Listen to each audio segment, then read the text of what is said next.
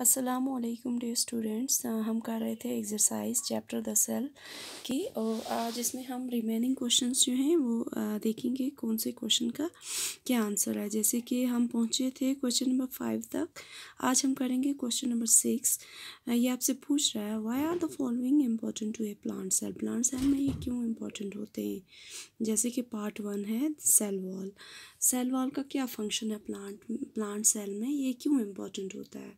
तो पहला फंक्शन आप इसका ये लिखोगे कि it provides rigidity to the cell, and एक फंक्शन और लिखोगे कि it gives protection to the cell. और इसका पार्ट 2 जो है वो है क्लोरोप्लास्ट के। क्लोरोप्लास्ट क्यों इम्पॉर्टेंट होते हैं प्लांट सेल्स में, या आप कह सकते हो कि इनके क्या फंक्शन, क्लोरोप्लास्ट का क्या फंक्शन है प्लांट सेल में।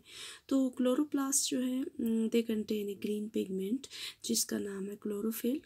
तो आप लिखो बेटा, chloroplast contain a green pigment called chlorophyll which help in the process of photosynthesis. और थर्ड पार्ट जो है वो है माइटोकॉन्ड्रिया। माइटोकॉन्ड्रिया का क्या फंक्शन है। तो माइटोकॉन्ड्रिया जो है it performs the function of respiration, and so it provides the cell with the energy.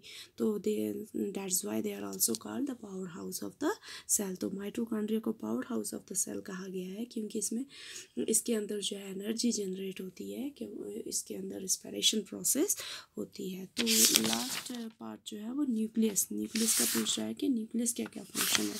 तो देखो बेटा, न्यूक्लियस जो है जितने भी सेल का जो it is called the controlling centre of the cell.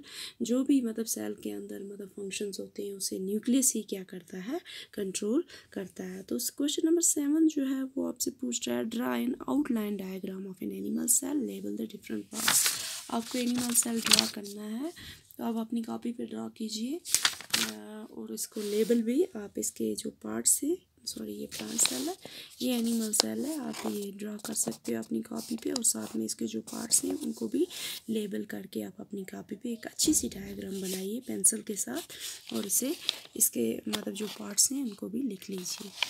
तो क्वेश्चन नंबर 8 जो है, mention the difference between plant cell and animal cell. ये भी मैंने आपको पिछले लेसन में बताया था, प्लांट सेल और एनिमल सेल में क्या डिफरेंस है।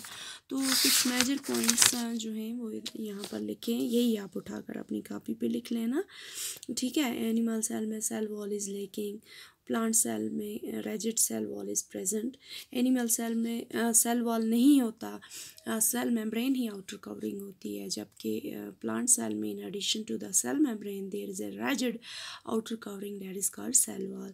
तो एनिमल सेल में क्लोरोप्लास्ट भी एब्सेंट होते हैं, प्लांट सेल में क्लोरोप्लास्ट जो हैं वो प्रेजेंट होते हैं।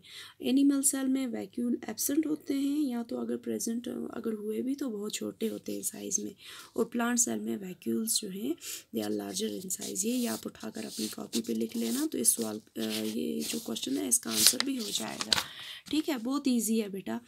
अब क्वेश्चन नंबर 9 जो है, what features are possessed by both plant cells and animal cells. कौन से ऐसे फीचर्स हैं जो प्लांट सेल में भी और एनिमल सेल में भी कॉमन है। ये भी हम आपसे बताए हुए थे पिछले लेसन में, तो यहाँ पर लिखे हुए हैं features shared by plant cell and animal cell. ये आप उठाकर अपनी कॉपी पे लिख लेना। Plasma membrane is present in both the cells, nucleus is present in both, mitochondria is present in both, endoplasmic reticulum, Golgi complex, lysosome and ribosomes are present in both the cells. ये features जो हैं ये दोनों में है, ये difference है। तो बहुत ईजी क्वेश्चन, अगर आपको लेसन अच्छी तरह समझ में आया है तो आप क्वेश्चन बहुत आसानी से आप लर्न भी कर सकते हो, लिख भी सकते हो। तो इंशाल्लाह हमारी नेक्स्ट क्लास में हम जो रिमेनिंग क्वेश्चंस हैं वो भी आपको बताएंगे। तो टिल देन थैंक यू।